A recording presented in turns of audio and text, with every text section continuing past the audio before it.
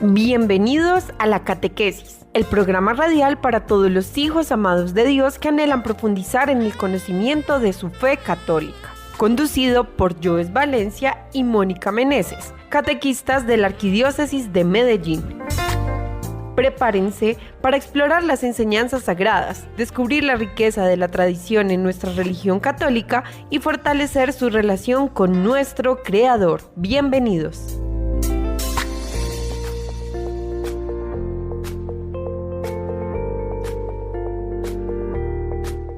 Queridos oyentes, muy buenas tardes, bienvenidos todos a su programa La Catequesis, aquí en Minuto de Dios Radio en 2230 AM en la ciudad de Medellín. Saludamos también a aquellos que nos sintonizan por Locos por Jesús, que ven o que escuchan más bien este programa en diferido o ya después de su grabación. Hoy hacemos una pausa, diría yo, obligada en nuestra serie de las Sagradas Escrituras para tener pues un especial y hablar un poco sobre lo que pues viene atravesando la iglesia peregrina, militante y también, por así decirlo, purgante por estos días. Y es pues la Pascua de nuestro Papa Francisco, que hacemos la salvedad desde ya, Francisco netamente, pese a que ya falleció, pues eso no ha llegado hasta el momento ningún otro que sepamos, ¿cierto? O que vaya a llegar, no sabemos que también tenga o se ponga este nombre. Hoy entonces tengo como invitado a Santiago Loaiza, ya lo hemos tenido aquí en el programa. Quise también invitarlo pues desde su área periodística para que ondeemos un poco más sobre el tema Santiago, sobre el impacto mundial que ha generado esta noticia, pero también para aprovechar y explicar a nuestros oyentes todo lo que tiene que ver con el ámbito papal, por así decirlo, ¿cierto? Lo que significa la palabra papa, porque es una noticia pues que impacta tanto al mundo. Porque hay papa, no solamente hay que verlo como el máximo jerarca de la Iglesia Católica, sino que también lo vemos, por así decirlo, como el presidente de la Ciudad del Vaticano. Así es. Entonces tiene como estas dualidades tanto divinas, por así decirlo, como también políticas, o bueno, religioso-política, mejor llamarlo de esa forma. Bueno, buenas tardes, Joes, qué rico acompañarte en este espacio, de verdad que, bueno, oiga, me volvió a invitar usted. Oh, medio. Bueno, qué rico acompañarlos y de verdad que es un gusto poder analizar contigo pues como esta noticia y este contexto de algo que por demás me parece, no puedo negarlo, me parece bastante enigmático, bastante, no sé, curioso. Hay demasiadas cosas, demasiadas particularidades que conocer con relación a este contexto del papado y de la elección que supone entonces un nuevo pontífice para la Iglesia Católica. Y como lo decías, el Papa no es solamente el líder religioso como tal, de más o menos unos 1.400 millones de católicos en el mundo, sino que también debemos entenderlo como el jefe del Estado Vaticano. Así es. Y que, por ende, al ser un jefe de Estado y como máximo jerarca de la Iglesia Católica, pues obviamente es una política en todo el mundo, en diferentes temas y en diferentes contextos políticos y sociales. Así es. Vamos entonces, Santi, en este especial para que estemos en contexto con nuestros oyentes, aunque bueno, Juanjo también ha hecho la tarea estos días en Quién como Dios. Ayer también terminaba como parte de esta explicación. Pero pues nuestro enfoque será un poco distinto. Obviamente unimos fuerzas para darle a nuestros oyentes la mayor claridad. Hace unas horas teníamos entonces las exequias ya pues del Papa Francisco de forma muy humilde y sutil como él lo pedía también. Un entierro, podríamos decirlo, bastante particular. Ya hablaremos, ahondaremos un poquito como en ese tema.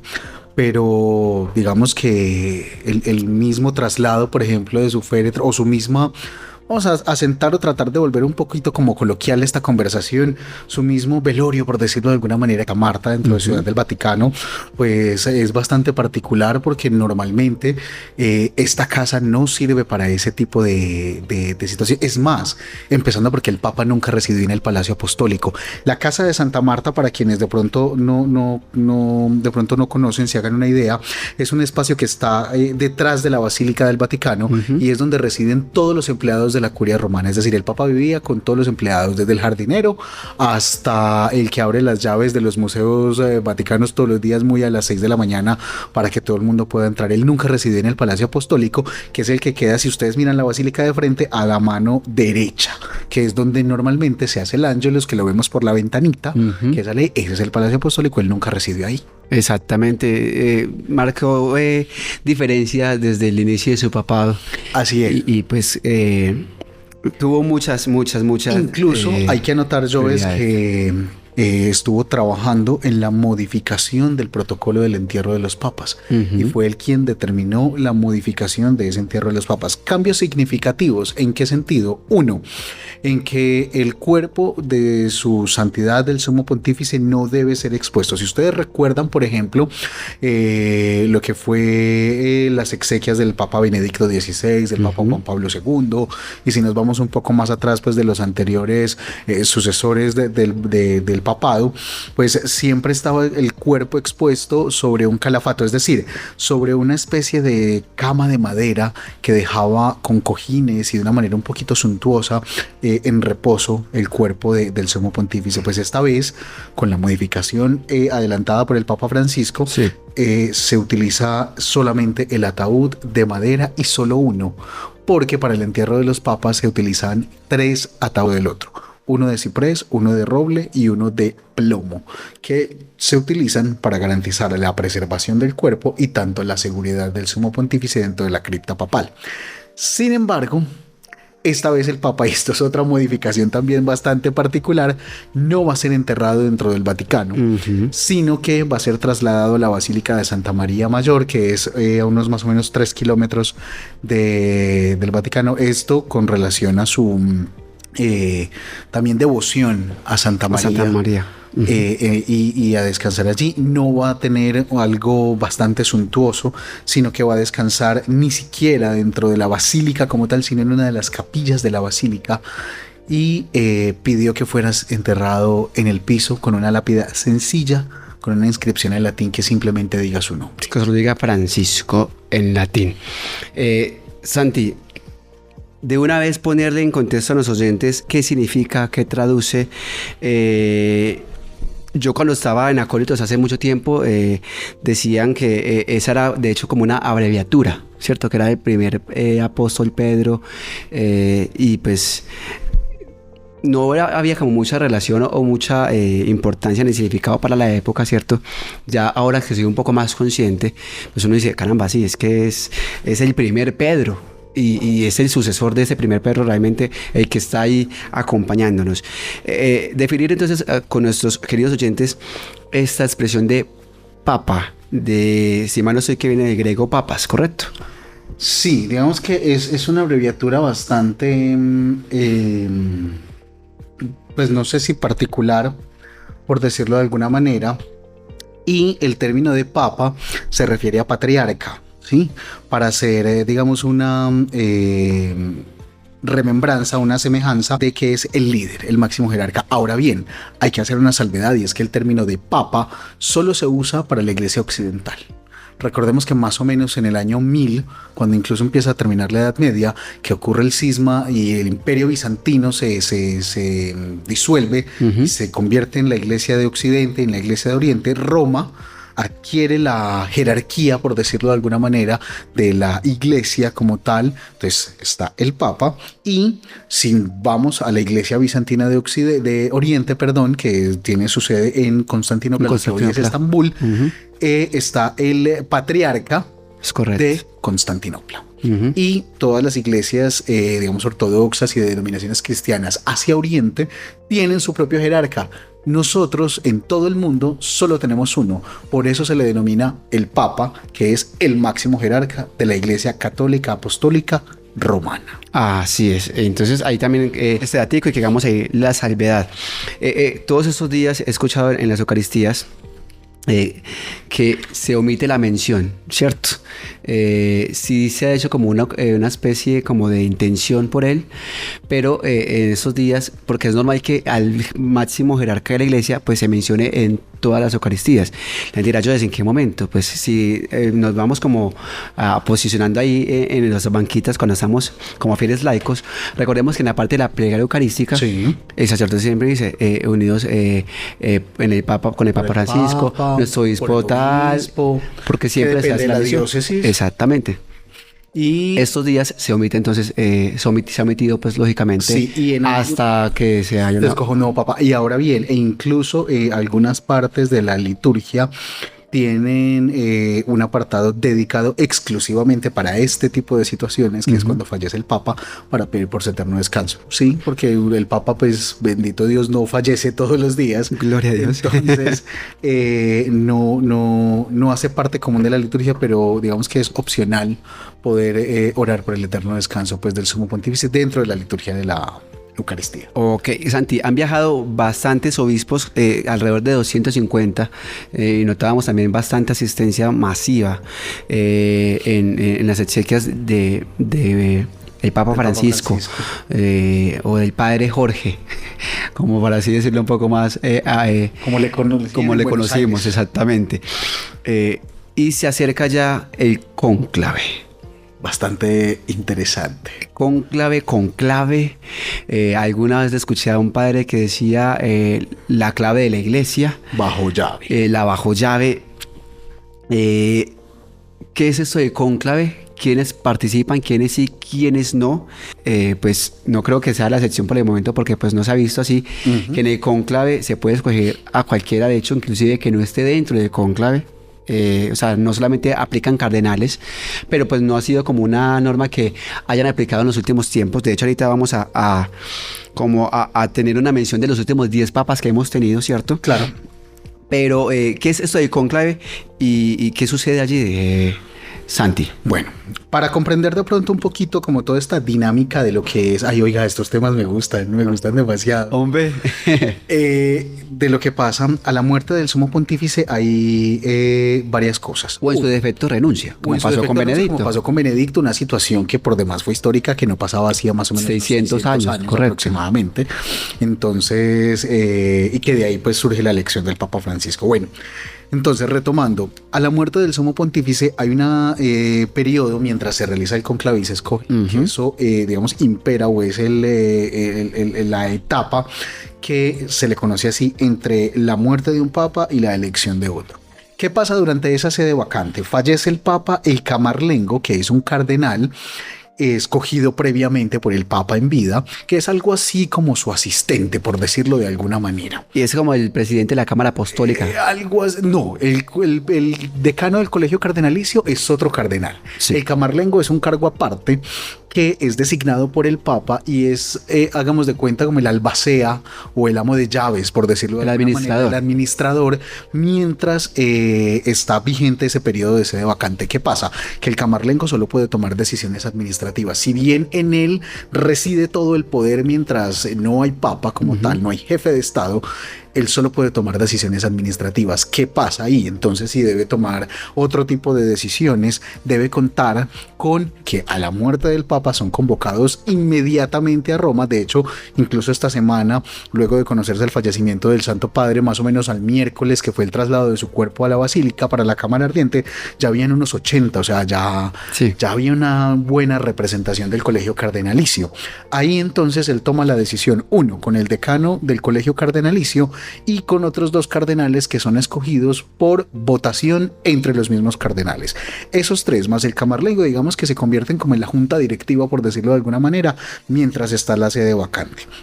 Y los cardenales durante toda esta semana se han venido reuniendo en 2 encuentros que se denominan 1, congregaciones generales, 2, congregaciones particulares. ¿Eso qué es? Dentro de esas reuniones, los cardenales toman decisiones de los dicasterios, de las prefecturas, o sea, de todos los organismos que componen el Vaticano. ¿Por qué? Porque toda la curia romana debe renunciar automáticamente.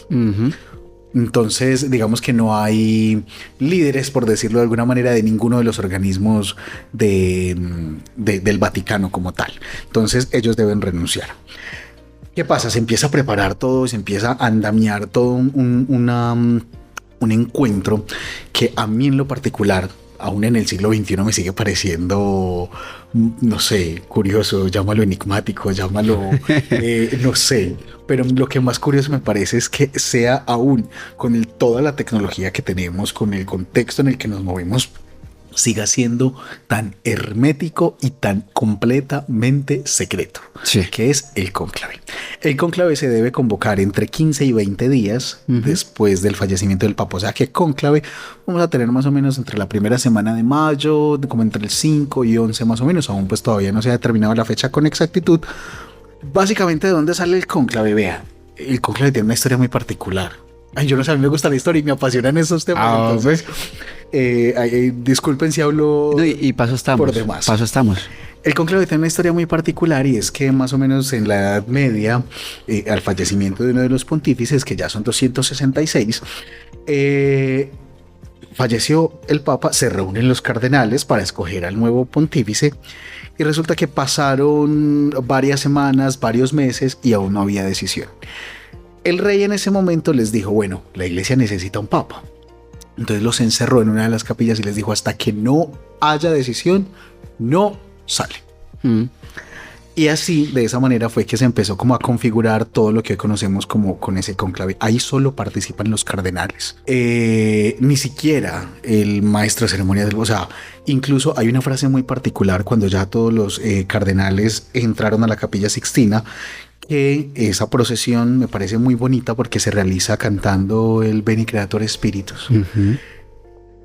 Y cuando ya todos están sentaditos organizados, el maestro de ceremonias pronuncia una frase muy particular que se dice extra omnes, es decir, todos afuera.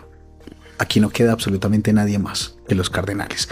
Y la única comunicación que tienen ellos con el mundo exterior es la fumata, que es por allí donde nos damos cuenta si hay una elección o no hay una elección. ¿Qué pasa con esas elecciones? Se hace una en la mañana, otra en la tarde. Si en una de esas, si en ambas no hay decisión, pues se retoma el otro día.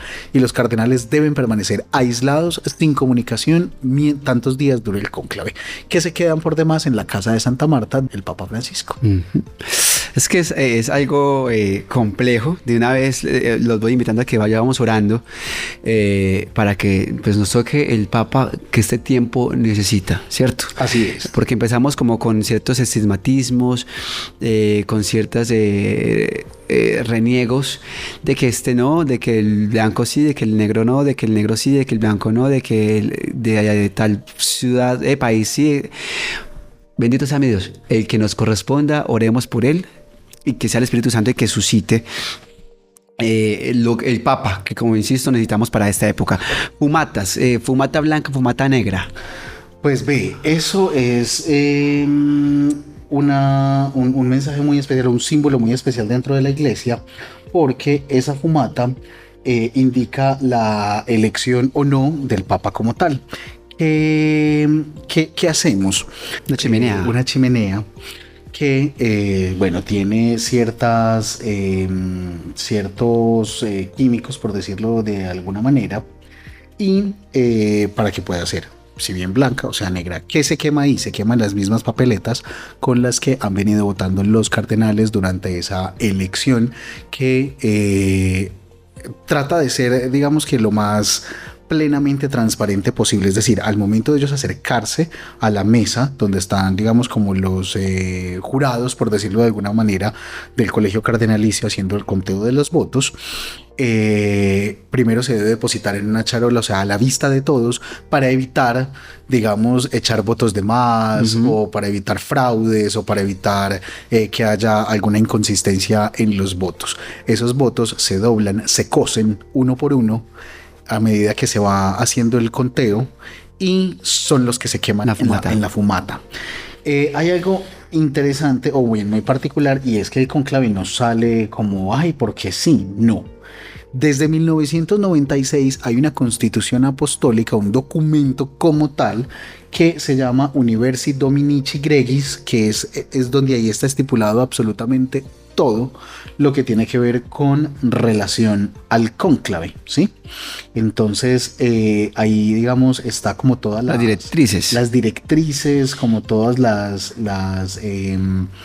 las indicaciones y paso a paso. Indicaciones para poder realizar esta ceremonia. ¿Quiénes pueden ser elegidos papas? Creo que eso es una pregunta que nos inquieta a todos, porque por ejemplo, en esta semana el cardenal Rueda Aparicio, que es el cardenal colombiano, de hecho Colombia tiene 3, pero es el único por su edad. Él decía, no, pues yo creo que yo no, hay otros como más duros y en fin. Pero de una u otra manera eso también se convierte en... termina siendo fruto de la oración, fruto también del análisis, como lo decías hace un momento, de la necesidad, de qué tipo de líder necesita la iglesia, para qué tiempo, ¿cierto? Yo creo que el papado del Papa Francisco básicamente también fue un mensaje muy importante, y lo digo pues a manera muy analítica, de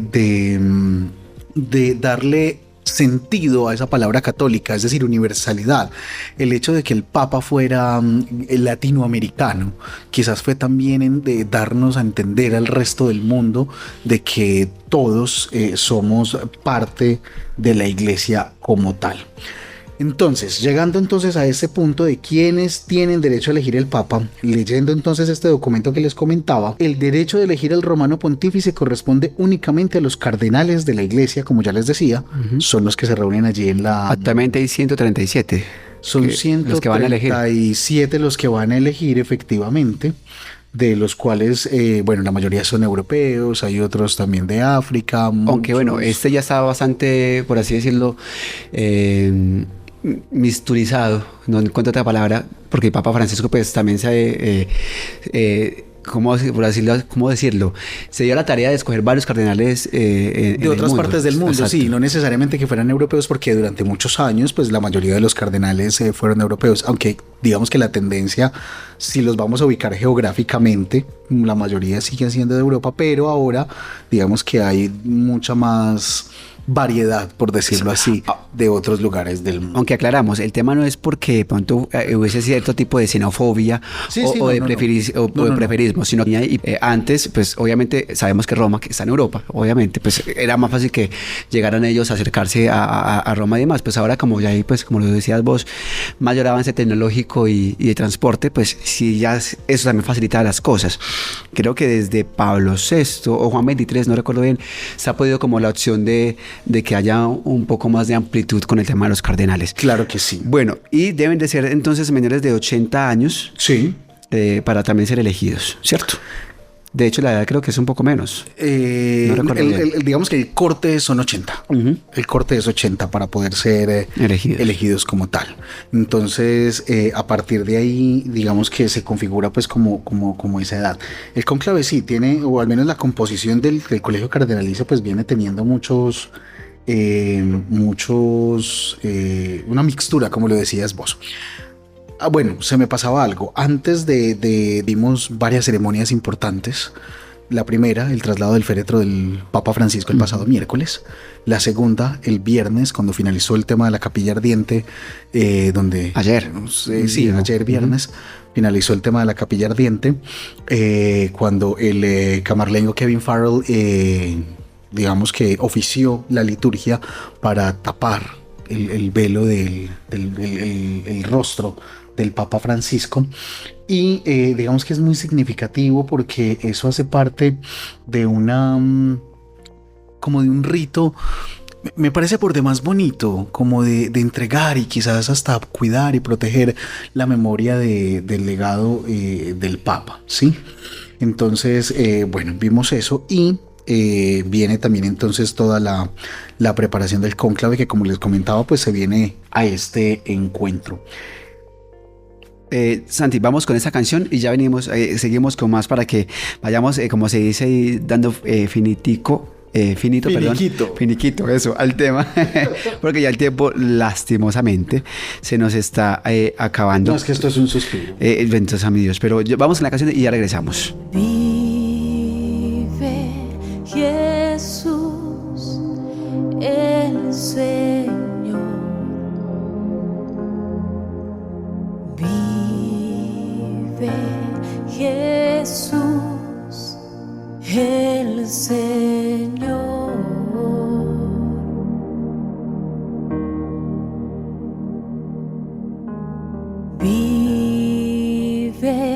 Jesús el Señor. Vive Jesús el Señor.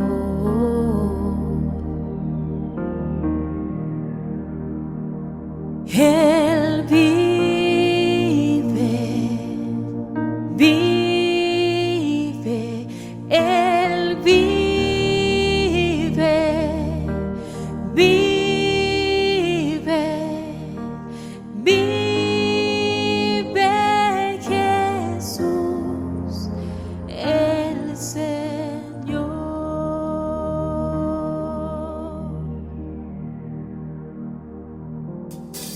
Reina Jesús el Señor.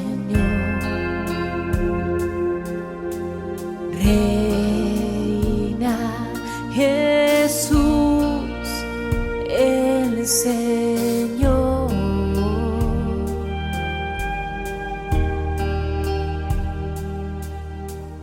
Reina Jesús el Señor. Reina Jesús el Señor.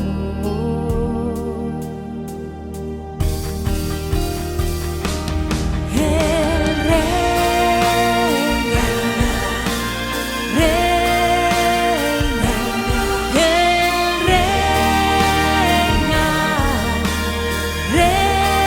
reina, reina, reina Jesús el Señor.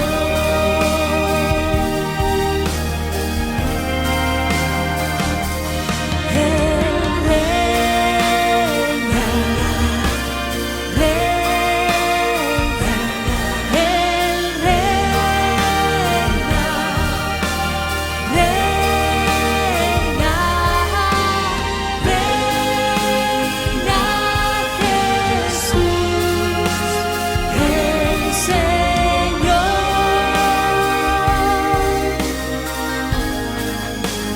El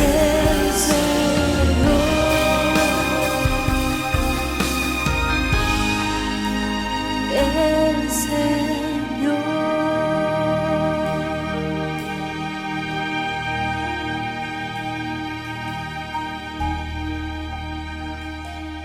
Muy bien, continuamos aquí en su programa La Catequesis, queridos oyentes. Gracias por acompañarnos en este especial en el que pues también nos formamos bastante sobre lo que acontece en nuestra madre iglesia y más pues por esos días con el fallecimiento, con la Pascua más bien de nuestro Papa Francisco, que diosidencialmente pues abre con la octava de Pascua. Creo yo que es una hermosa diosidencia. Creo que con Benedicto XVI pasa algo similar, o también fue por esos días de Pascua que pasa a la casa del Padre. Bueno, Santi, ¿Qué pasa después? Después de lo del velo, ¿qué continúa? Bueno, para que podamos hablar un poco sobre los papas que hemos tenido. para poder escoger al papa se necesitan 2/3 de la votación, es decir, digamos, la persona indicada o el elegido, por decirlo de alguna manera, tenga 2/3 de la votación de todos los cardenales que hay en ese momento en el cónclave.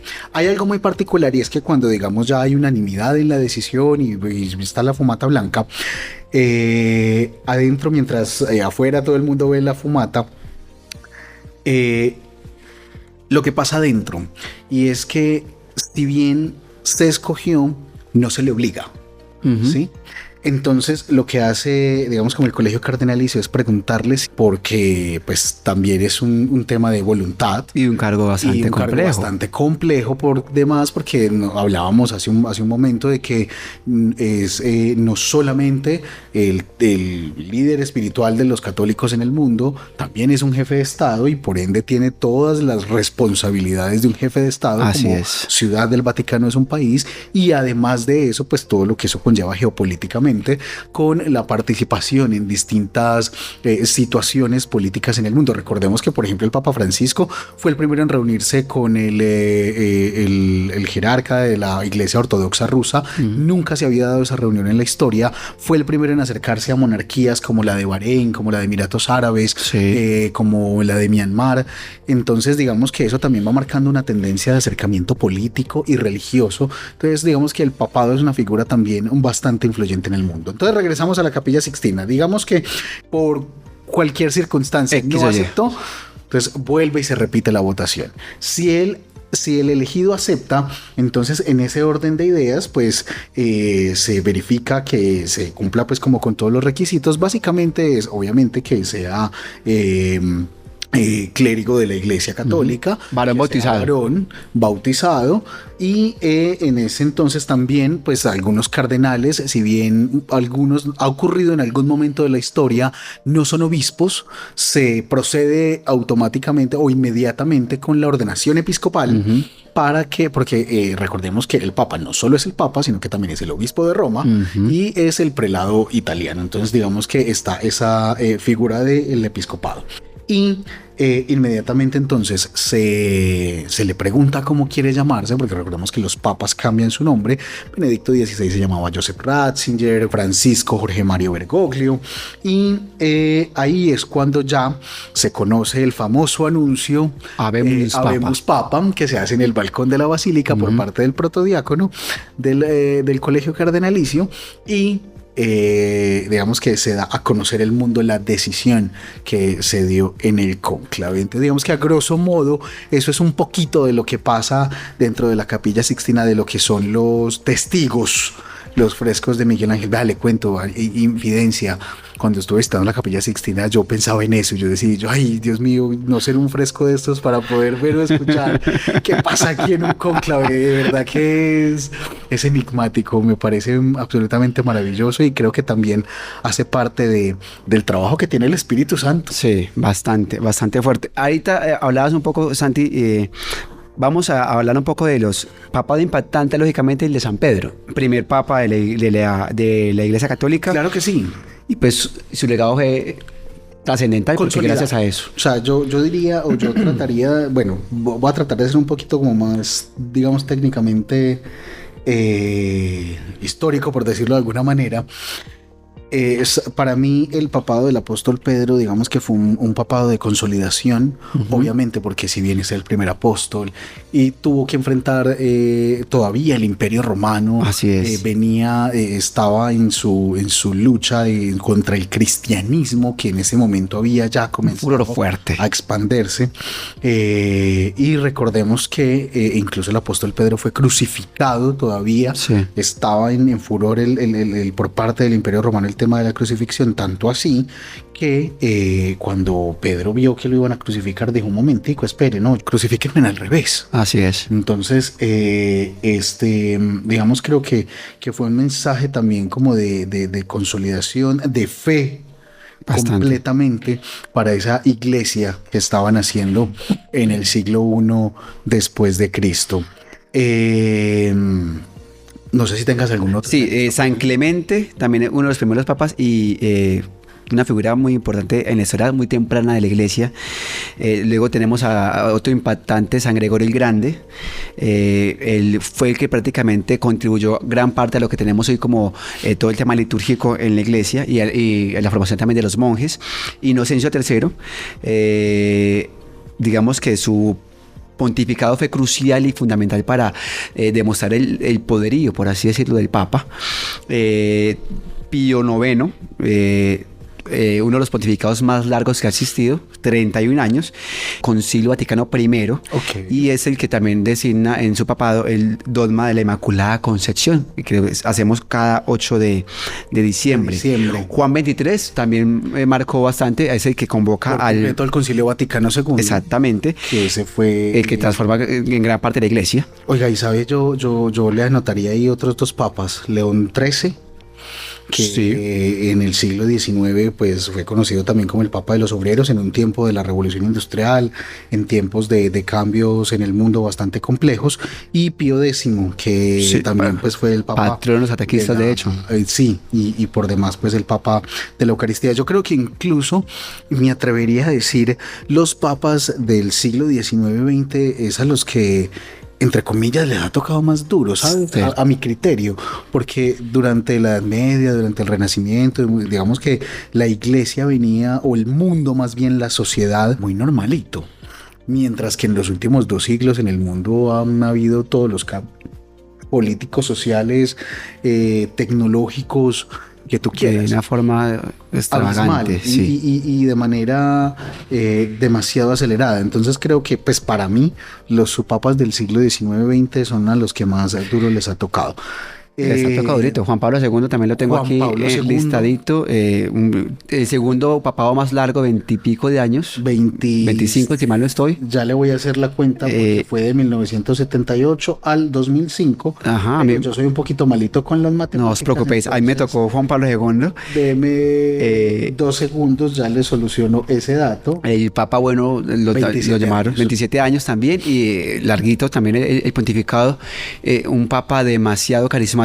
Hay que de pronto comprender un poquito esa realidad. El Papa Juan Pablo II, Karol Wojtyla, creció en una Polonia de las guerras, Ujú, de la exactamente. Primera Guerra Mundial, de la Segunda Guerra Mundial. Entonces también no es fácil de pronto para cualquier persona vivir ese tipo de cosas y luego tener la valentía de salir a anunciar la esperanza de Cristo al mundo de semejante manera. Exacto. No, y aparte de eso, él le recibe, es elegido Papa por, entre comillas, reemplazo del Papa anterior, Juan Pablo I, Juan Pablo I. que es asesinado. 31 días. Exactamente. Bueno, digamos que asesinado no sabemos todavía.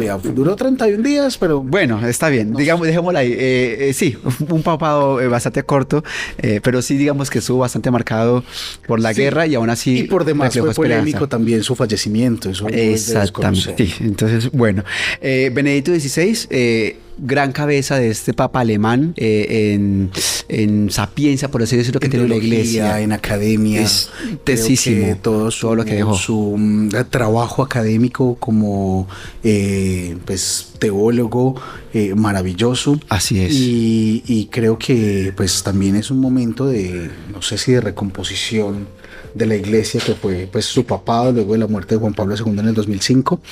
Pero creo que también fue un proceso de fortalecer como todo el conocimiento que hay dentro de la iglesia. Así es. Y bueno, por último, pues el Papa Francisco, lógicamente, que pues digamos que primero en muchas cosas. Primer latino escogido, primer papa en visitar a Bahrein, como lo decías ahorita, también primero en visitar a Macedonia, a los Emiratos Árabes, de hecho el primero en venir a Colombia, también si mal no estoy. Pablo II ya había a venido. Colombia, y Pablo VI, si no me falla la memoria, también vino a Colombia. Primero en visitar Myanmar, en visitar a Irak también. Es el primero que pues obviamente toma el nombre de Francisco, y es el primer papa jesuita. Sí. Es el primero jesuita que hemos tenido. Incluso en ese recuento que haces, yo me atrevería a decir que este Papa Francisco, digamos, sentó las bases del relacionamiento ecuménico de una manera muy, muy particular. Es más, incluso el lunes pasado, al conocerse el fallecimiento, me llamó mucho la atención que una de las primeras reacciones en el mundo en lamentar la muerte del Papa Francisco fue el gobierno de Irán. Así es. Un país completamente musulmán, no profesa la religión católica. Sin embargo, reconoce también en la figura del Papa Francisco ese líder social y político también en buena hora, que se atrevió a hablar del cambio climático. Recordemos su encíclica de Laudato Si. Me llama mucho la atención incluso su último encuentro el pasado lunes de Pascua fue con el vicepresidente de los Estados Unidos, J.D. Vance, y en ese encuentro aún dentro de su estado complejo de salud, uno de los reclamos, digamos, complejos o fuertes que le hacía el Papa Francisco entonces al vicepresidente estadounidense era toda la política que se viene tejiendo alrededor de la migración con Trump. los Estados Unidos. Entonces digamos que es un Papa que se atrevió a hablar de lo social, que se atrevió a hablar de otros temas, que se atrevió a mirar el mundo quizás de otra manera, y de pronto haciendo eco un poquito a sus palabras, haciendo un poquito de lío. Así es, fue un papa que dejó de un lado el respeto humano, aunque lo hizo con mucho respeto. Le daba mucha prioridad a Dios, sin dejar de lado lo humano. Algo que me parece muy valioso con relación a eso que mencionas es que con ese llamado, por ejemplo, a que la iglesia empiece a oler a oveja, a que empiecen, digamos, a mirar a los cristianos, al pueblo de Dios con más corazón. Siento que ese llamado de redignificar el pueblo de Dios es bastante importante. Así es, Santi, nos dejan desde nuestros amigos desde la fe un resumen del magisterio de Papa Francisco en números. Hay 4 encíclicas, 47 viajes, 65 países visitados, 900 canonizaciones. Quedó ahí en stand-by la de varios, entre ellos este jovencito Acutis. Carlo Acutis. Venga, correcto. Y le hago una anotación. ¿Usted sabía que la primera canonización que hizo el Papa Francisco fue la de la Madre Laura? Eso es que ahí fue donde me confundí. Fue el primero de Santa Laura. Ahí fue donde me confundí con el de Colombia. Eso fue el Papa lo escogieron en marzo, y en mayo siguiente fue la elección de la canonización, perdón. En ese grupo de beatos estaba la Madre Laura. La primera canonización del Papa Francisco, la primera ceremonia de canonización presidida por el Papa Francisco en su papado, fue la de Santa Laura Montoya. Con Laura Montoya. Exactamente. Dio 545 homilías, creó 163 cardenales, lo que le dábamos ahorita. Hubo 39 constituciones apostólicas, 7 exhortaciones apostólicas que son pues diferentes. Unas quedan como de forma más legal, otras son más invitaciones, por así decirlo, como la palabra lo dice. Claro. 99 cartas apostólicas, 75 mutuo propio, 10 consistorios, 26 mensajes urbi et turbi, que es donde también se da la bendición a nivel universal, por así decirlo. Sí. Mire, y por demás, un dato que creo que no es menor, y durante su papado, por primera vez en la historia, una mujer asume un rol dentro del estado de la curia romana, que fue la religiosa Sor Simona Brambilla, que asumió una de las prefecturas de uno de los dicasterios de la curia romana. Eso es algo así para que de pronto lo aterricemos un poquito, ser como algo así como una ministra dentro del Estado Vaticano. Así es. Y era la primera vez que eso sucedía dentro de la historia del Estado Pontificio. Es que el Papa Francisco marcó diferencia en muchas cosas y pues deja un gran legado para la iglesia que seguirá caminando en esto. Santi, ya para ir cerrando, a ver, tenemos aquí alguna listica de algunos cuantos posibles más accionados en el cónclave. Los vamos a mencionarles para que oremos bastante por ellos. Si queda el de la lista, algunos de los que mencionamos bien, y si no, pues ya fue el Espíritu Santo quien inspira. Exactamente. Y por último, ahorita para que hablemos rápidamente también sobre el tema de las campanadas que sonarán por estos días, tanto en el cónclave como antes del cónclave en la iglesia, sobre todo por el luto que se vive por el Papa Francisco. Me voy entonces con los cardenales que tenemos aquí. Está Peter Thorson, está Matteo Zoppi, Christoph Sborn, Mauro Piaesa, Luis Antonio Tagol, si mal no estoy, se pronuncia así. Creo que sí. Que es el filipino, sino que tiene ascendencia española.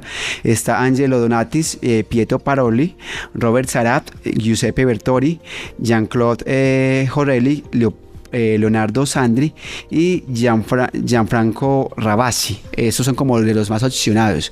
Obviamente pues también entraría en la lista nuestro cardenal primado de Colombia, Rubén Salazar. Estos son como los que más se han movido, por así decirlo, en el mundo del Vaticano. Entonces, como los que tendríamos ahí como de pronto que estén más opcionados.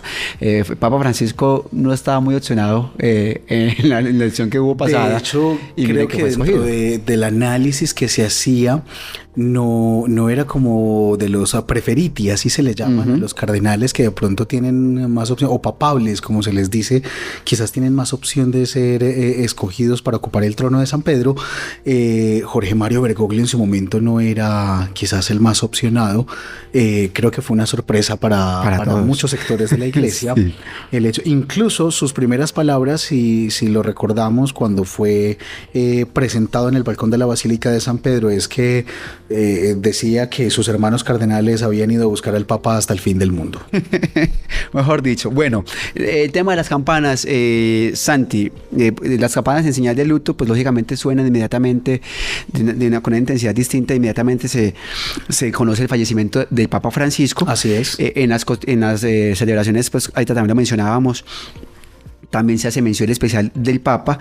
Hay actos de piedad y devoción durante toda la semana, y las campanas de gozo sonarían ya después a la elección del Papa nuevo. Sí, y es un tema importante, como lo mencionabas. Digamos que la tonalidad, llamémoslo así, de las campanas no es la misma para anunciar el luto. Recordemos que el lunes pasado, cuando el Camarlengo a eso de las 7:35 de la mañana dio a conocer la noticia del fallecimiento del Papa Francisco, las campanas sonaron 88 veces en relación a los años de vida que había tenido el Papa Francisco, de una manera de luto. Incluso es demasiado solemne. Luego, pues dentro de las diferentes celebraciones se lleva a cabo también pues como una especie de homenaje de luto con las campanas que cambian su tonalidad cuando se anuncia la elección del nuevo Papa, luego de que se escoge en el cónclave. Así es. Bueno, Santi, llegamos ya al final de este especial. Gracias a ustedes ahí en casita también por habernos recibido o donde se encuentren. A ti también, Santi, gracias por aceptar la invitación. Invitando. Hombre, claro que sí. Hay disculpas, pues lógicamente tocó así a última hora, muy de carrerón, pero pues la noticia y yo creo que el momento así lo suscitaba. Claro que sí. Vamos a hacer, queridos oyentes, para finalizar, la oración que hemos venido haciendo estos días por el alma del Papa Francisco, encomendarle a nuestro buen Dios su alma y también pues la nueva lección que tendrá la Iglesia. En el nombre del Padre, del Hijo y del Espíritu Santo. Amén. Amén. Dios nuestro, pastor y guía de todos los fieles, mira con bondad a tu siervo Francisco, a quien constituiste pastor de tu Iglesia. Te rogamos que lo sostengas con tu amor para que, con su palabra y su ejemplo, conduzca al pueblo que le has confiado y llegue junto con él a la vida eterna. Por Jesucristo nuestro Señor. Amén. Concédele, Señor, el descanso eterno. Y brille para él la luz perpetua. Descanse en paz. Amén. El alma de Jorge Mario Bergoglio, el Papa Francisco, y la de todos los fieles difuntos, por la misericordia de Dios, descansen en paz. Amén. Amén. Dios les siga bendiciendo. Estamos bajo la dirección del Padre Javier Riveros, en la dirección pastoral del Padre Leonardo Arboleda. Seguimos con ustedes, Santiago Loaiza y Joes Valencia. Esto es la catequesis. Dios les siga bendiciendo y alabado sea Jesucristo. Chao, chao. Recen por mí. Y el que de ustedes no reza porque no puede o porque no se siente, mándeme buena onda. Eso sí.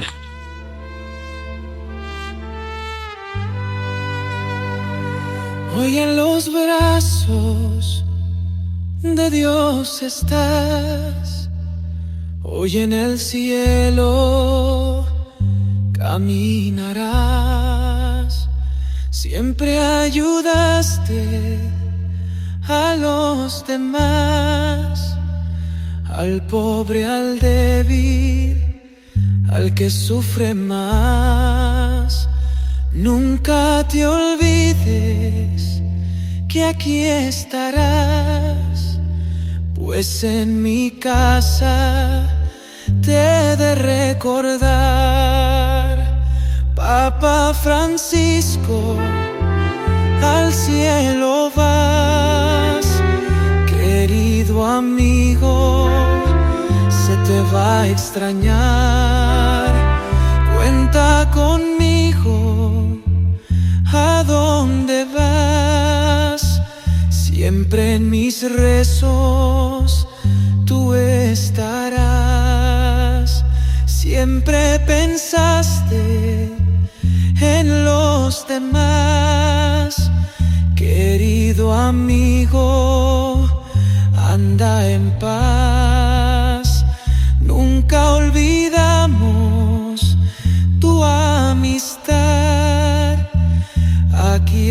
tierra falta siempre harás. Papa Francisco, al cielo vas y junto a Cristo caminarás. Has sido un guía, faro en el mar, siempre en mi alma me diste paz.